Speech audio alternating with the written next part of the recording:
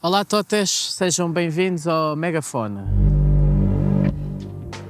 Bom, já sabem como é que isto funciona, já têm visto outros episódios. A ideia disto ser dinâmico e rápido, um bocadinho diferente do conteúdo mais longo que costumamos ter no podcast.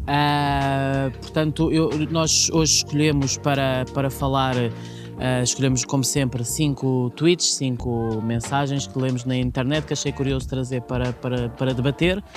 E os temas hoje serão as assistências na Luz, gritos, momentos icónicos do ano que acabou, o Rafa, o Marcos Leonardo e antigos avançados do Benfica. Vamos então avançar para o primeiro. Já sabem que está sempre esta mistura de profissionalismo com amadorismo, portanto eu tenho aqui as cábulas. O primeiro é do Duarte Monteiro, ou SPN MUS 1879, que diz: em 10-11 a média de espectadores na Luz era de 38 mil, em 13-14 uma das melhores de sempre, 43 mil, e num fenómeno que vem em crescimento, a média neste momento está a 60 mil, e ainda bem recentemente num jogo da Taça da Liga tivemos 50 mil. E portanto é um elogio à militância e de facto é notável e é um fenómeno que tem que ser observado e que tem que ser de certa maneira estudado, como o Benfica conseguiu nos últimos 20 anos passar de médias que rondavam muitas vezes os 20, os 30 mil, já nem indo para o antigo Estádio da Luz, que muitas vezes tínhamos jogos com 5, 10 mil pessoas, e hoje atualmente o Benfica tem em todos os jogos 50, 60 mil. Reparem, nem é o fenómeno de em jogos grandes o estádio enche, é mesmo até nos jogos pequenos, até sextas-feiras às 6 da tarde, nós temos o estádio sempre a rondar os 50, 60 mil espectadores, e isto é mérito, obviamente, dos benfiquistas, é mérito do trabalho do clube que fez através do Red Pass, da partilha do Red Pass, de todo este, é o que eu digo, eu acho que isso tornou-se um fenómeno, principalmente em Lisboa, mas também no país todo, que é a ida ao estádio. De facto, hoje em dia, nós vamos às imediações do estádio no dia do jogo e vemos crianças e vemos mulheres e vemos homens e pessoas de todas as idades e de facto aquilo que se falava de trazer as famílias ao estádio é o que tem acontecido. Ainda agora, recentemente, podemos olhar para o rival do lado que está a fazer uma época, segundo eles, absolutamente excepcional, e não chegam a ter 40 mil pessoas no estádio e nós temos 50, 60 mil, portanto, mais do que abordar o porquê, sinceramente quero só dar um espetáculo. Estou muito orgulhoso e estou muito contente de estarmos a viver este momento no Benfica e espero que daqui para a frente seja sempre assim. O Bancada Jovem é um projeto que faz parte do nosso Benfica Independente. Um grande abraço aos garotões. Neste caso, o Duarte Chastre refere: Chiquinho ao Gil Vicente, ganha o maior grito de golo que dei em 2023 e o vosso.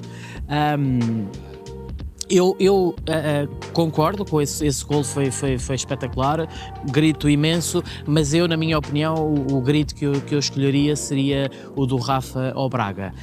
Felizmente em 2023 já temos tido outros momentos, como por exemplo, obviamente, esta reviravolta com o Sporting na Luz, as 2 vitórias sobre o Porto, de facto...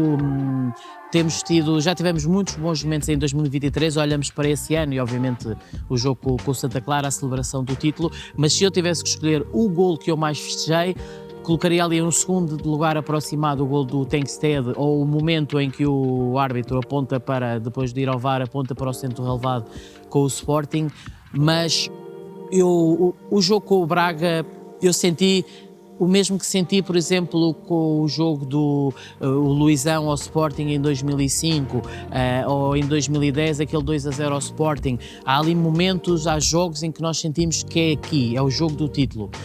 E eu senti que aquele jogo com o Braga, de facto, era o jogo do título. O Porto estava a apertar e nós tínhamos mesmo que ganhar ao Braga, e quando o Rafa marcou, eu senti... o Benfica vai agarrar mesmo este título e nós vamos ser campeões. O golo do João Neves em Alvalade no empate 2-2 também foi espetacular, também foi uma grande celebração, mas a escolher Rafa ao Braga. O Maio de 61 diz aqui estatísticas sobre alguém que nós depois já vamos perceber quem é que é. 300 jogos, 8 épocas, 3 campeonatos, fundamental em 2, vai para o 4 dos maiores desequilibradores que já viu na Luz, que cumpre o contrato até ao fim, não mande facadas à Maxi e sairá com o meu total respeito. Obviamente está a falar do Rafa. Todos nós sentimos que a saída do Rafa se está a aproximar, ele termina contrato. começa a cada vez não ser surpresa nenhuma que Rafa e Benfica não vão chegar a acordo e que o Rafa naturalmente vai terminar o contrato e vai provavelmente fazer o contrato da vida dele antes de terminar a carreira. E penso que cada vez mais as duas partes estão a ficar, espero eu, as duas partes estão a ficar, não é satisfeitas, mas é entender que se calhar até é o melhor para os dois. O Rafa merece ir fazer um excelente contrato, se calhar para umas Arábias desta vida, e o Benfica também não pode entrar em loucuras, não é? O Benfica tem que perceber que o Rafa é um jogador que tem as suas qualidades e os seus defeitos, mas a sua grande qualidade sempre foi a velocidade. E obviamente é um jogador que essa velocidade vai começar a decair e portanto não faz sentido o Benfica entrar em loucuras e oferecer-lhe um contrato faraónico. Agora, o Rafa, será importante terminar bem o ano, espero que termine campeão. Como diz, obviamente não é sair do Benfica para ir para o Porto e para o Sporting, portanto se o Rafa sair e correr tudo bem, acho que o Rafa merece que olhemos para ele com carinho, porque de facto é um jogador que acaba por se fazer 8 anos no Benfica. Recordo, por exemplo, o João Vieira Pinto também fez 8 épocas no Benfica, portanto cada vez mais começa a ser raro os jogadores fazerem muitos anos no clube e os que fazem merecem ser acarinhados porque deram muito ao clube.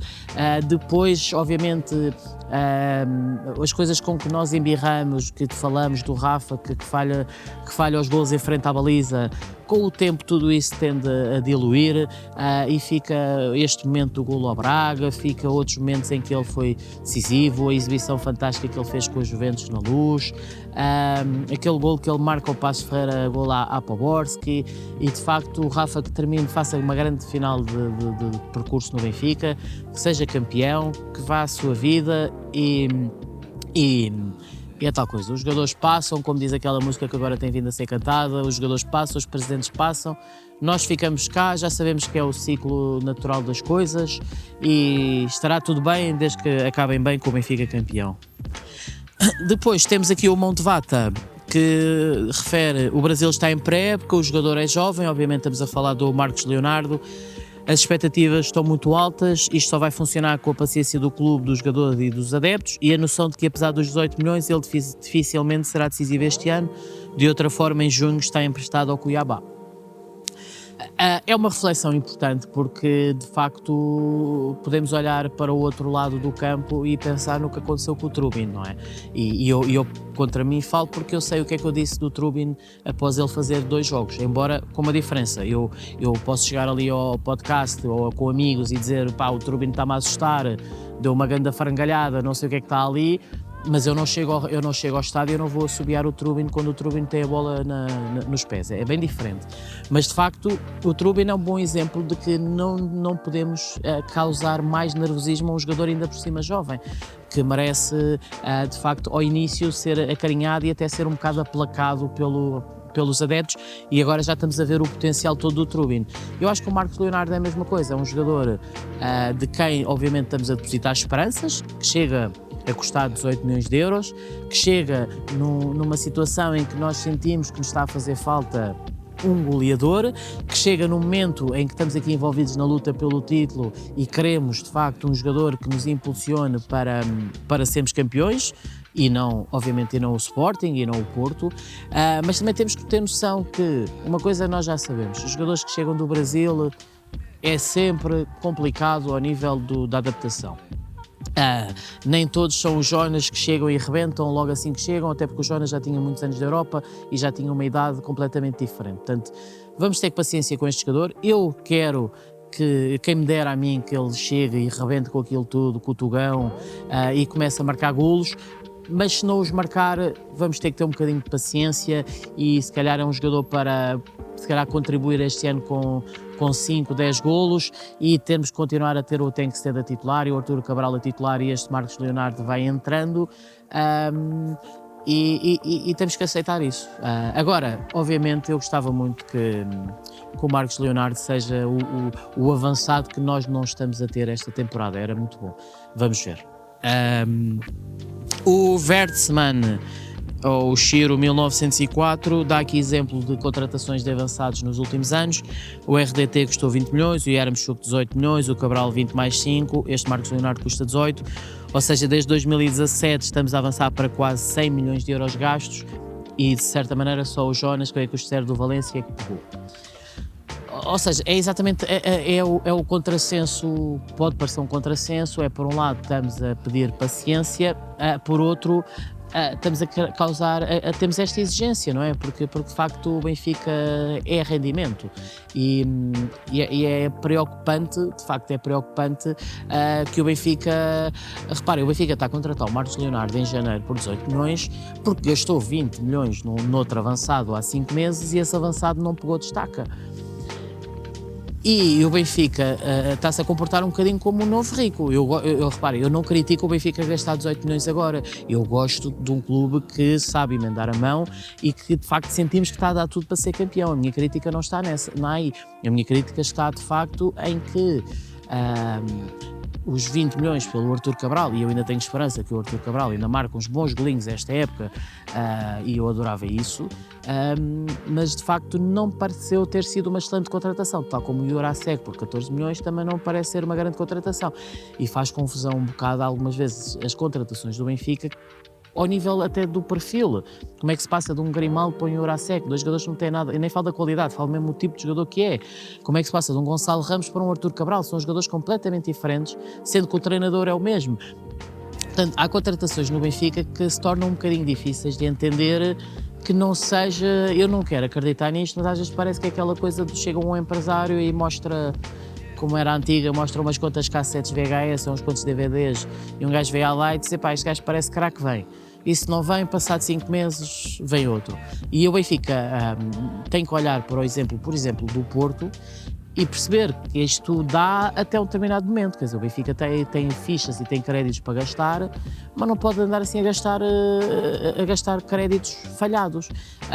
E, portanto, de facto, olhamos para trás, só olhando para os avançados, os RDTs, os Vinícius, os Darwins, e eu estou a usar aqui já exemplos bons de jogadores que até acertámos, para dizer que, mas depois há o Ferreira, há o Castilho, há tantos exemplos, e o Benfica está no direito de falhar de vez em quando, não está no direito de acertar de vez em quando. E isto não é invalidante que o Benfica, por exemplo, também tem contratado o Enzo Fernandes, tem feito boas contratações, principalmente do ano passado para cá, as coisas melhoraram. Mas tem que haver rigor, tem que haver, o Benfica não se pode dar ao luxo de andar a gastar 20 milhões de 5 em 5 meses em novos avançados. E pronto. É isto, a ideia de facto é ser curtinha, para depois verem o vídeo no YouTube e não verem lá muitos minutos e assustarem-se. Hoje em dia o que se pede cada vez mais é estes conteúdos curtos. Espero que gostem. No próximo não estarei cá eu, estará cá um Garotone, outro Garotone do Benfica FM. E tchau, até um dia e abraços.